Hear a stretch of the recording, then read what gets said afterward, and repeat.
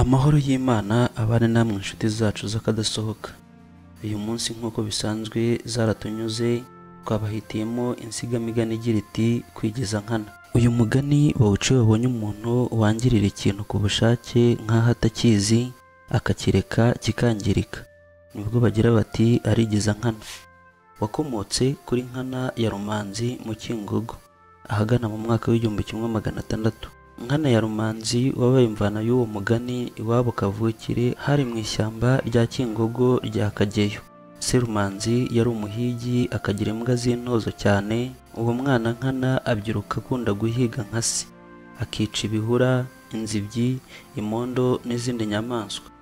Impu zabyo akazitura abatware bakamuha inka. Rumanzi amaze gusaza, Nkana azungura se aba umutware w'umuryango we, ariko muri ubwo butware bwe ntiyareka umuhango we wabo wo guhiga, arawukomeza. Ubwo hari ku ngoma ya Kigeli Nyamuheshera. Rimwe rero Nyamuheshera ajya mu Kingogo gutanga ibibanza. Abo muri icyo gihugu baza kumubyukurukiriza, haza inka z'imbyukuruke nyinshi cyane zirimo n'iz'uwo muhigi Nkana.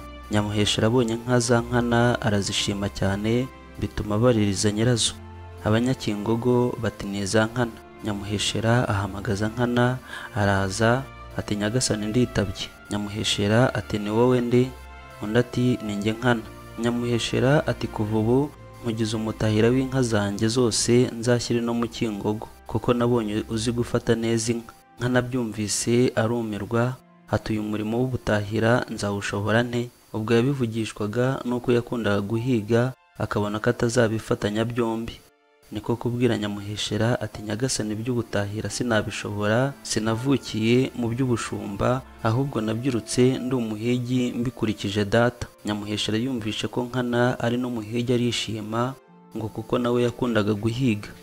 Abwira Nkana ati uzabifatanya byombi, nzaguha n'imbwa zanjye ujye uzihigisha. Nkana aremera, bamugira umutahira n'umuhigi abifatanya byombi.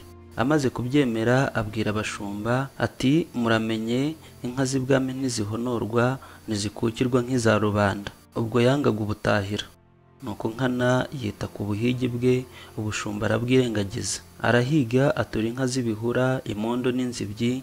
Nyamuheshera aramushima, amugabira inka z'ibiti azivanga n'izo kwa se. Bukeye Nyamuheshera amutumaho ngo azamuzanire inka z'ubushumba arebe uko zimeze. Nkana ararika abashumba ngo bazane inka zijye kumurikwa. Abashumba barimura, bazishorera amase yuzuye ibibero kuko zitahanagurwaga.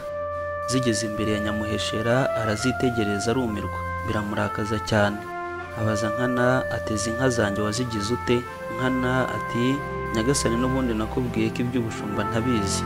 Ibyo nakubwiye nzi ni ubuhigi, kandi ubona n'impu njya nkuzanira. Nyamuheshera akomeje kurakara, abari aho b'inshuti za Rumanzi se wa Nkana bavugira icyarimwe bati nyagasani uyu mwana ararengana, kuko ntazi iby'ubushumba. Inka ze wabonye ari nziza, wazibonye zigifite umubiri se yazisiganye, kuko yari amaze iminsi mike apfuye. Bungamo bati ndetse zimwe zarashize zizize umukeno, byongeye n'izasigaye ziri inyuma y'ibibi. Bityo Nyamuheshera ashira uburakari. Ubwo Nkana yari yazanye n'izindi mpu zo gutura arazitanga.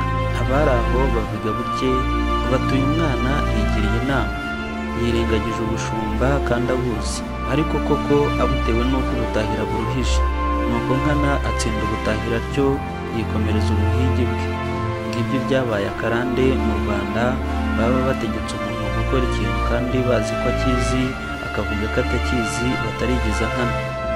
Ubwo babaga bavuga ko abyangiriye abizi nka Nkana ya Rumanzi. Kwigira Nkana rero bikaba bivuga kwangirira icyo uzi kandi ku bushake. Murakoze cyane guhitamo Zaratunyuze TV. Imana ibahe umugisha. Ciao.